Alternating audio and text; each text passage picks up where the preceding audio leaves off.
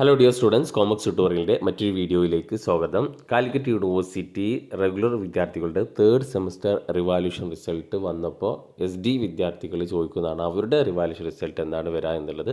അപ്പോൾ SD വിദ്യാർത്ഥികളുടെ revaluation result ഇപ്പോൾ യൂണിവേഴ്സിറ്റി വെബ്സൈറ്റിൽ വന്നിട്ടുണ്ട്. അപ്പോൾ ഇന്നലെയാണ് വന്നത്. ഇതിനോടകം നിങ്ങളെല്ലാവരും നോക്കിയിട്ടുണ്ടാവും എന്ന് വിചാരിക്കുന്നു. പലപ്പോഴും റിവാല്യൂഷൻ റിസൾട്ട് വരുന്നത് നമ്മൾ പലരും അറിയുന്നില്ല.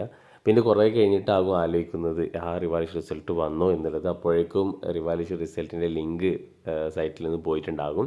പിന്നെ നമ്മൾ യൂണിവേഴ്സിറ്റിയിലേക്ക് വിളിച്ച് ചോദിച്ചിട്ടൊക്കെ വേണം അറിയാൻ. അപ്പോൾ നോക്കാത്ത വിദ്യാർത്ഥികളുണ്ടെങ്കിൽ എത്രയും പെട്ടെന്ന് തന്നെ റിവാല്യൂഷൻ റിസൾട്ട് നോക്കുക. അപ്ഡേഷൻ നിങ്ങൾ എന്തെങ്കിലും മാർക്ക് ചേഞ്ച് ചെയ്തിട്ടുണ്ടെങ്കിൽ അതിന് റിക്വസ്റ്റ് കൊടുക്കുക.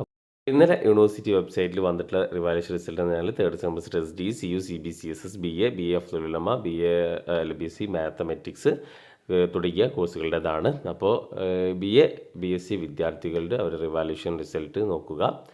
ഓക്കെ, അപ്പോൾ റിവാല്യൂഷൻ റിസൾട്ട് ചേഞ്ച് ചെയ്തിട്ടുണ്ടെങ്കിൽ അതിനനുസരിച്ചിട്ട് ചെയ്യേണ്ടതാണ്.